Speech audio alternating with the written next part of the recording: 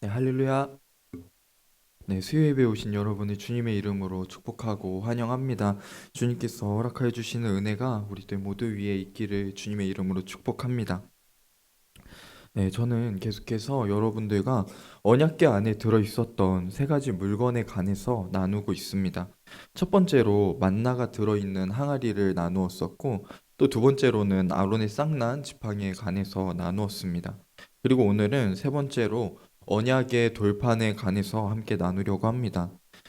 이 세 가지 물건에서는 몇 가지 공통점이 있다는 것을 찾아볼 수 있습니다. 첫 번째는 이 세 가지 물건이 모두 이스라엘 백성들이 광야 생활을 하고 있었던 중에 하나님께서 이스라엘 백성들에게 주셨다는 것입니다. 하나님께서는 애굽에 살고 있었던 그 이스라엘 백성들을 출애굽시키시고 광야로 인도해 주셨습니다. 이스라엘 백성들은 큰 문명을 이루고 있었던 애굽에서 종살이 하던 모습을 버리고 이제는 하나님께서 인도하시는 대로 그 광야에서의 삶을 살아갔어야 했습니다. 그러나 그들이 애굽에서 살아가던 때와는 전혀 다른 상황이 그 광야에서 펼쳐지게 됩니다. 하나님께서는 이스라엘 백성들이 애굽에서 살아가던 방식으로 계속해서 삶을 살아가는 것을 원하지 않으셨고 그들이 하나님께서 원하시는 방법대로 하나님께서 인도하시는 대로 그 위대한 걸음들을 걸어가기를 원하셨습니다. 그러나 이스라엘 백성들은 그 하나님께서 인도하시는 삶을 온전히 따라가지 못하는 모습들을 계속해서 보여줍니다.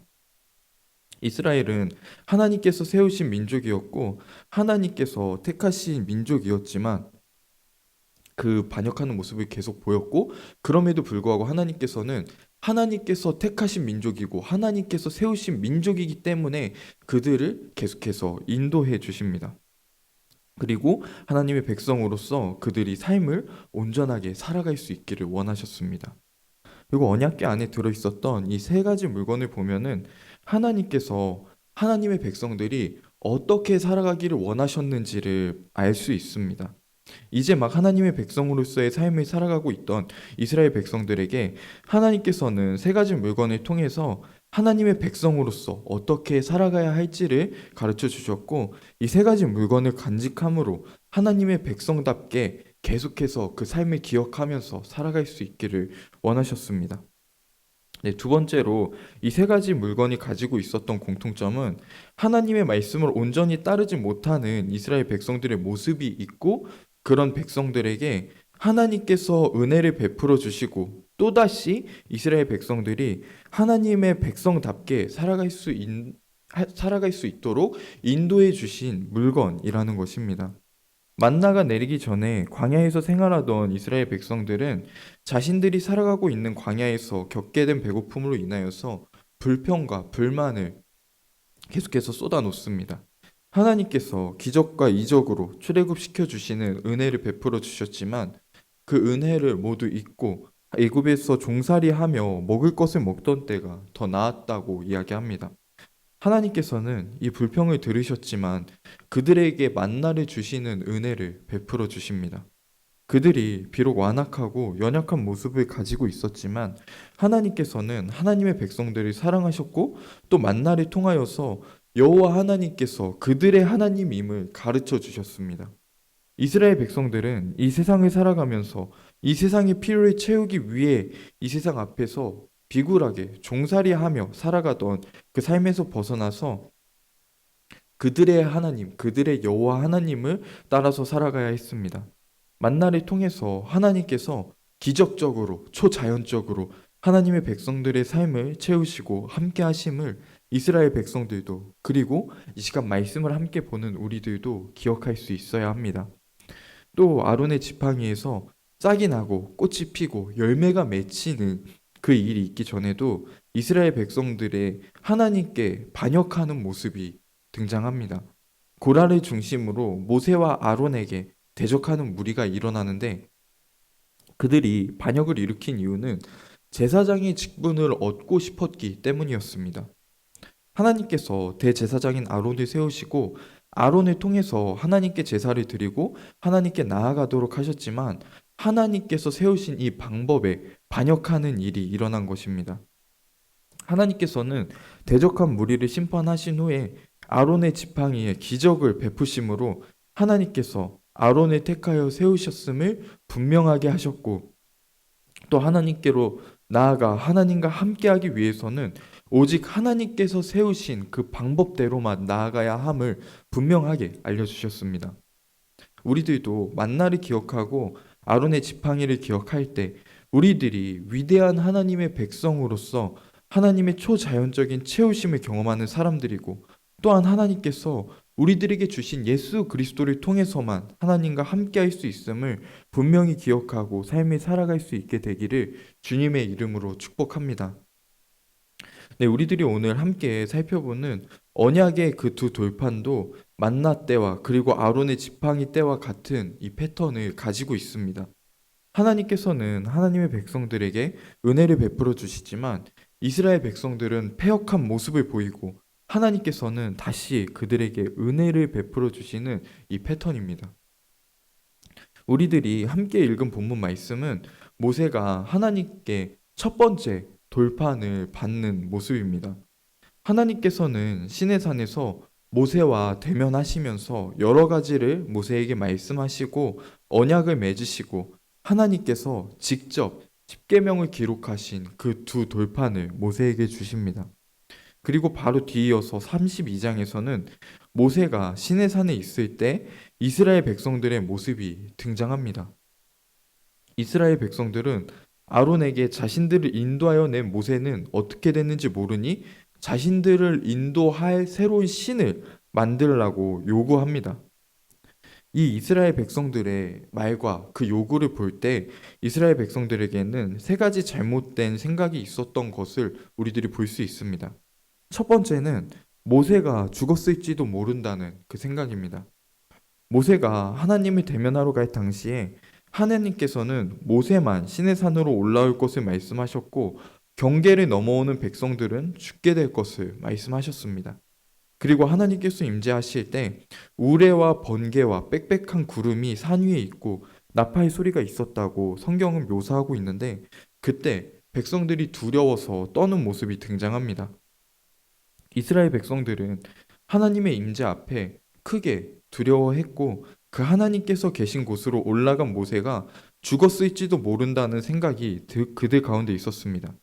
그들을 인도하여서 이끌어온 모세가 죽었으면 이제 다시 그들을 인도할 신이 필요하다고 생각한 것이 이스라엘 백성들의 생각이었습니다. 하나님께서는 이스라엘 백성들과 언약을 맺으시기 위해서 긍휼을 베풀어 주시고 모세와 대면하고 있었지만, 이스라엘 백성들에게는 그저 그 순간이 두려움이었고 하나님께서 모세를 죽이셨을지도 모른다는 두려움일 뿐이었습니다.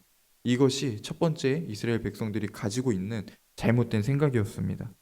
두 번째로 이스라엘 백성들이 가지고 있었던 잘못된 생각은 여호와 하나님께서 모세와만 함께 하시고 모세를 통해서만 그들을 인도하신다고 생각한 것이었습니다. 그들이 모세가 어떻게 됐는지 모르니 인도할 신을 만들라는 요구는 여호와 하나님께서 모세와 함께 하시고 모세를 통해서 인도하셨는데 이제 모세가 없으니 그들을 인도할 신이 없어졌다고 느꼈기 때문입니다. 그래서 모세가 부재하게 된 것을 느끼자 아론에게 그들을 계속해서 인도할 신을 만들 것을 요구합니다. 마지막으로 세 번째는 그들 가운데 여전히 애굽에서 봤던, 또 애굽의 생활에서 익숙했던 우상 숭배가 남아 있었습니다. 아브라함을 통해서 이스라엘을 세우신 하나님께서는 단 한 번도 그들 가운데 그 얼굴을 보이시거나 그 형상을 보이신 적이 없으셨습니다. 아브라함에게도 이삭에게도 또 야곱에게도 그 얼굴을 보이신 적은 없으셨습니다. 애굽에서 이스라엘 백성들을 인도하여 낼 때도 하나님께서는 어떤 형상으로 그들 가운데 나타나지 않으셨습니다. 그러나 이스라엘 백성들은 애굽에서 오랜 시간을 보내면서 우상을 접하였습니다. 그리고 신을 만들라는 요구는 애굽에서 봤던 대로 우상을 만들어 그것을 신으로 여기면서 따라가려 했다는 것을 잘 보여줍니다. 이 세 가지 생각은 모두 올바르지 못한 생각이었습니다. 하나님과 대면하고 있는 모세는 죽지 않았고 누구보다 하나님과 친밀함 속에 있었습니다. 그리고 하나님께서는 모세와만 함께 하신 하나님이 아니라 이스라엘 백성들 모두와 함께 하시는 하나님이었습니다. 그리고 하나님께서 모세와 대면에서 세우신 언약은 모세와만 맺은 언약이 아니라 하나님의 백성들과 맺은 언약이었습니다. 그리고 이스라엘 백성들은 그들의 요구에 맞는 우상을 필요로 했지만 우상은 거짓된 것일 뿐이고 이스라엘 백성들뿐만 아니라 이 세상의 그 누구에게도 필요하지 않은 것이었습니다. 이스라엘 백성들의 잘못된 생각은 그들이 여호와 하나님에 대해서 얼마나 무지했는지를 잘 보여주고 또한 그들이 하나님께서 택하시고 인도하시는 그 삶에 들어섰음에도 불구하고 여전히 그들의 삶은 하나님의 백성으로서의 온전한 삶과는 거리가 멀었음을 보여줍니다. 그들을 위한 신을 만들 것을 요구하고 있는 이스라엘 백성들의 모습은 여전히 애굽에서의 삶에서 젖어 있었고 또 하나님께 구별되는 거룩함에 대한 무지를 보여줍니다. 그리고 그 결과 금송아지를 만들고 우상 숭배를 하게 됩니다. 이스라엘 백성들은 그들을 인도한 신이 여호와 하나님이라는 것을 잊어버린 것이 아니었습니다. 이스라엘 백성들은 그들을 인도한 여호와 하나님께서 그들을 애굽 땅에서 인도한 강력한 신이라는 것을 여전히 알고 있었습니다. 그래서 아론이 금송아지를 만들고 그 금송아지에 대해서 이스라엘 백성들에게 말할 때 이는 너희를 인도하여 낸 너희의 신이라고 이야기합니다. 그리고 그 앞에 제단을 쌓고 내일은 여호와의 절일이라고 이야기하며 다음날 제사를 드리기 시작합니다. 이스라엘 백성들은 그들을 인도한 신이 강한 신이라는 것도 알고 있었고 또 그들을 인도한 신이 여호와 하나님이라는 것도 알고 있었습니다. 그러나 그들에게 있었던 문제는 하나님을 그들의 수준으로 끌어내리고 수단으로서 이용하고 있었던 것입니다. 이스라엘 백성들은 여전히 하나님을 온전히 알지 못하고 있었습니다.